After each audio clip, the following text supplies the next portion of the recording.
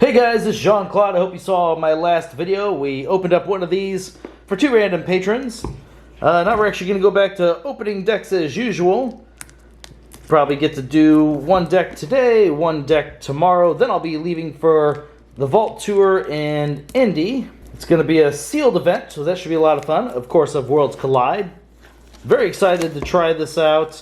I purposely still haven't seen too much of the set, so it's going to be a pretty big surprise for me, but I'm hoping I do well, even without having all the knowledge of all the cards.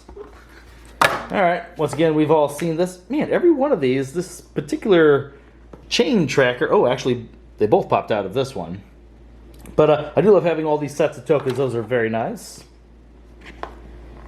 Go ahead and pull all this out. Oh, there we go. Play mats, very awesome. Do you like that Star Alliance? That's pretty neat. Look at that. Like a jetpack going on there. Alright. And here's the deck we're going to open up today. Tomorrow we'll get back to you. Wish me luck, guys. So if you could, let me know in the comments down below, what is your favorite house out of actually all 9 of them? Like, you can still say Sanctum. You can say Mars, if you're really into that. Oh, shoot. Hold on so we can cover the houses. Started falling out. My personal favorite has been Sanctum. I haven't seen enough of the new houses yet, but the new houses look pretty absurd. And here we go. We got Star Alliance, Untamed, and Dis.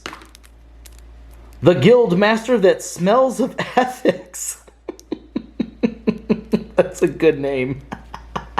Okay, now, whoa, that's kind of interesting. What a crazy looking Archon. Okay, it's got like wings, but I guess it has no legs. These are arms, and check out, I guess that's its eye. It's like a lantern maybe of some sort. That's weird. You know, as time goes on and we get like maybe 10 years from now, what are these Archons going to look like? It's going to be really insane. All right, let's check this thing out.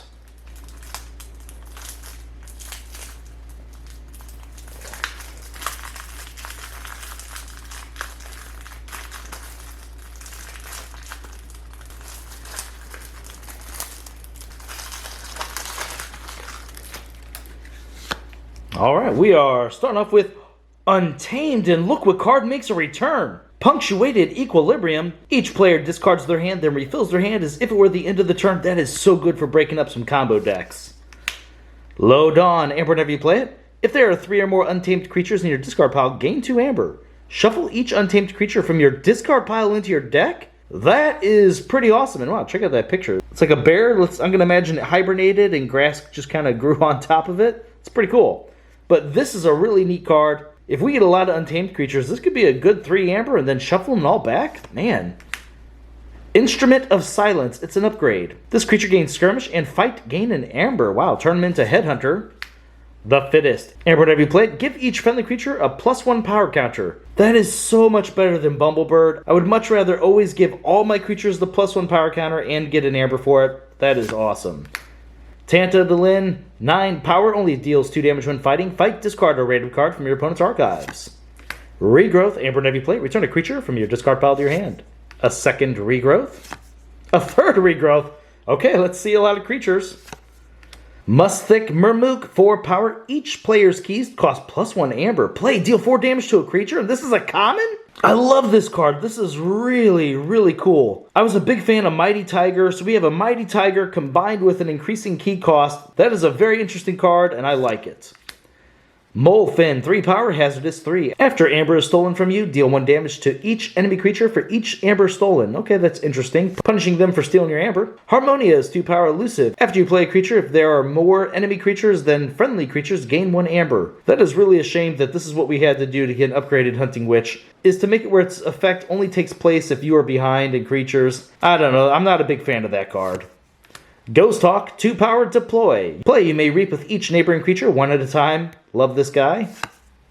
Oh, now we're on to Star Alliance. It's Quincan's Blaster. Upgrade. This creature gains fight, reap. You may deal 2 damage to a creature or attach the blaster to the matching officer. After you attach the blaster to him, you may archive a creature in play. Huh. That's cool. You can actually archive one of your opponent's creatures. Very interesting. United Action. Oh, it's an alpha card. For the remainder of the turn, you may play cards from any house for which you have a card in play. You cannot use cards this turn? What? What? Are you kidding me? Okay, this card looks really good. Your opponent could potentially board wipe you and you just have some artifacts out and that would still allow you to play cards from any of those houses. I don't know, this could be really insane, especially in like an action-heavy deck. Just have a few creatures out and then being able to just spill out your hand. This is a pretty unique card. I can't wait to play with this thing. Peace Court, it's an artifact. Play, each player gains 2 amber. What? After a creature is used to fight, its controller loses 4. Destroy Piece of Court. Okay, so each player is getting the amber, but then it's trying to prevent your opponent from not attacking your creatures, which, if we have a lot of creatures with a lot of great effects, we can force them to do the lose 4, so that's a pretty cool card.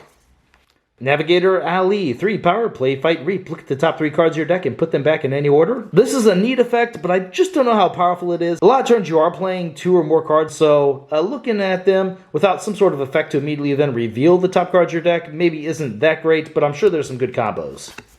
And we have 2 of them, so hopefully we have a combo. Helmsman Spears, 2 power, fight, reap. Discard any number of cards from your hand. Draw a card for each card discarded this way. Now, these 2 in conjunction with each other could actually be kind of cool. You can look at the top 3, so you know just how many cards you want to discard, right? Set it up. So that's awesome. Zap, amber whenever you play it. Deal 1 damage to a creature for each house represented among creatures in play.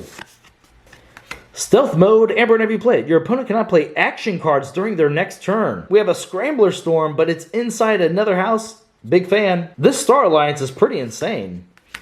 Now we have Officer Quincan, 2 power elusive. After a player chooses an active house, which matches no cards in play, steal 1 amber. I love that this works whether it's you or your opponent calling the house. That is so cool. Red Alert, if there are more enemy creatures than friendly creatures, deal damage to each enemy creature equal to the difference. Huh, that card can do some damage. And we have 2 of them. Explode Rover, 3 power skirmish. May be played as an upgrade instead of a creature. With the text, this creature gains skirmish. Now we're on to Dis Hecatome. 1 amber whenever you play it. Destroy each disc creature. Each player gains 1 amber for each creature they control that was destroyed this way. I've always loved Hecatome. It's a great racing card. Harvest Time. Choose a trait. Purge each card with that trait. Each player gains 1 amber for each card they controlled that was purged that way. That is kind of crazy. So we have 1 that destroys all of our disc creatures, and now we have another card here where we can also gain a whole bunch of amber just for choosing the right trait. I really do like these big burst amber cards. Library of the Damned, it's an artifact. Action, archive a card. There you go. We can archive one of those and save them for whenever they're going to have a bigger impact on the game. Boar Knit's Touch. Amber, whenever you play it, reveal the top 5 cards of a player's deck. Purge a card revealed this way. Shuffle the other revealed cards into their deck. Wow, we can purge one of the top 5. Woo! Expect your opponent to use this card against you and mess up your combos, man. That is awesome. Rut Grub, 1 power. Play, your opponent loses 1 amber. Reap, archive, Rut Grub. Okay. And got 2 of those. Not finished with you. Amber, whenever you play it, shuffle any number of creatures from your discard pile back into your deck.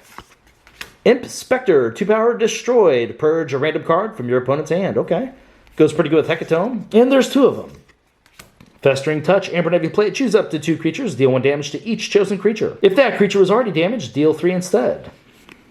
Oh, hard to get these last ones. Exhume. Amber, whenever you play it, choose a creature in your discard pile. You may play that creature as if it belonged to the active house and was in your hand. Very nice. And last card, we have seen Buzzle in a lot of our disc decks. 3 power Skirmish. Play, fight. You may purge 1 of Buzzle's neighbors. If you do, ready Buzzle. Okay, let's go ahead and go back through this thing. First thing we're going to do is always pull up the Amber, look at Amber control, check out the creatures, see what this deck can do. Exhume's nice. Okay, a little bit of Amber inside of this. Ooh, and then these Undetermined. We don't know what those are going to amount to. Quincan might be Amber. We'll put him up with it, but I don't know if we'll actually count him towards the Amber total. Piece of Cord. That is an interesting card. It's definitely getting Amber, though. Ghost Talk allows us to reap. That should almost be an Amber card, but I will not pull it up. Harmonia. That's too questionable. I'm not going to count that. Okay, the Regrowths. Had 3 of those. The Fittest. I just realized this actually doesn't have Amber attached to it. That's kind of rare. A lot of upgrades do have Amber, but at the same time, this card does actually have a fight effect that gets you some Amber. Okay, now let's go ahead and count it up. Some of these are going to be really hard to count. We're not going to get the bonus from this. We're just going to count this as 1, 2, 3, 4, 5, 6, 7, 8, 9, 10. Won't count that. 11. We'll go for at least 12. Call this at 13. 14, 15, 16, 17. Okay, 17. That's a pretty good Amber count. Both cards are going to mess with our opponent's Amber. Quincan is Amber control for sure.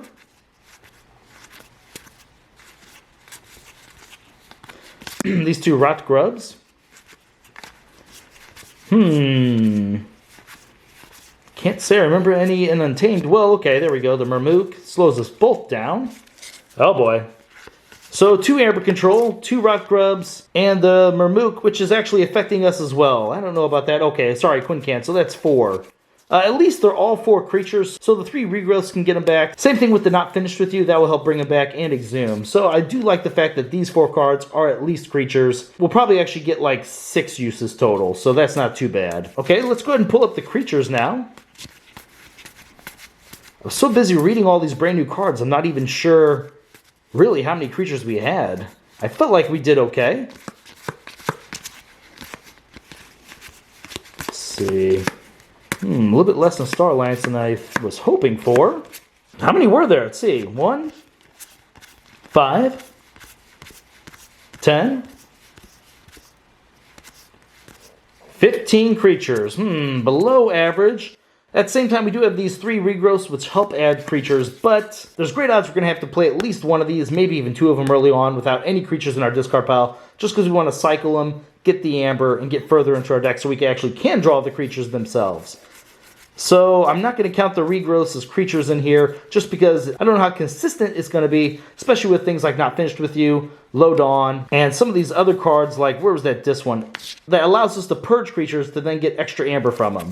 Okay, so one thing I do kind of like in here, let's go ahead and pull up the Imp Specters. These 2 Imp Specters are actually pretty nice with the Hecatome, because that can allow us to drop that down, get some Amber, as well as purging cards from our opponent's hand immediately. I also kind of like that all of these disc creatures aren't really that great on their own, so we really don't care at all if we do Hecatome them away.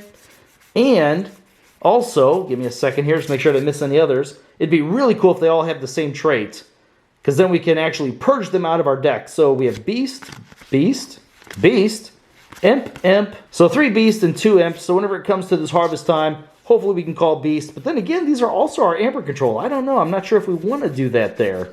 I guess we could also have some Beast and Untamed too, right? Okay, so there's another Beast. A Beast. Oh, that's a really good Beast. A couple of humans here. Robot. Okay, another Beast. Well, that guy has 3 different traits, none of which I'm looking for there. Okay, so yeah, now if we look at both Untamed and Disc, we have 1, 2, 3, 4, 5, 6 Beasts. I like the odds of us getting some extra Amber off this. You just really got to make sure your opponent doesn't have a whole bunch of Beasts and you put them up to a key first. That's the last thing you want to do with those type cards, is let your opponent have the key before you do. I want to point out this piece of card. I'm a big fan of this card. I just don't know how good it is in this deck. If we would have had some better Reapers, I think this card really shines in decks with a lot of really good Reapers and cards that your opponents have to deal with immediately. This deck doesn't really have anything like that. I mean, the Murmook makes keys cost more. The Helmsman is kind of a little bit of a threat too, but it's also only 2 power, so there's a lot of actions out there that do damage will typically take care of Helmsman Spear, so I don't know if that's even that great. Quincan's okay. But yeah, overall, we don't really have threats that are forcing our opponent to have to deal with them, essentially. So in some cases, it might actually be worse for us, because there's good odds our opponent might have better creatures that now we can't attack and get off the board. On that same token, though, we didn't really have that many big creatures. There's a 4. This is only 2 power, remember, because if it's fighting, and 3 is inside Star Alliance. Oh boy. Wow, this is a very underpowered deck. It's really a shame, too, because some of these cards are really, really cool. These 2 cards give us the ability to potentially play way more cards in a turn than we should ever be allowed to play. And it would have been really cool to find one of these in a deck that just has fantastic creatures, or just some all-around great actions that maybe would steal. I would love to have a deck that has both of these cards in here. I just don't think this is the deck. As far as ratings, I'm not really going to do it yet for this brand new set, but I will say I feel like this deck is a little underpowered compared to other Worlds Collide decks I've seen. I'm not saying this is a bad deck per se, but just going off the way too early rankings and only comparing it to other Worlds Collide decks I've seen, this is probably in like the D category, because I'm telling you, these Worlds Collide decks, they are next level. I have a feeling we're going to see a lot of these decks start to dominate Archon format tournaments. And you know what? I'm kind of looking forward to it. I want to see a different style compared to just the rush steel decks that we've seen from Coda. Alright guys, well thank you very much for watching my videos, and I'll see you next time.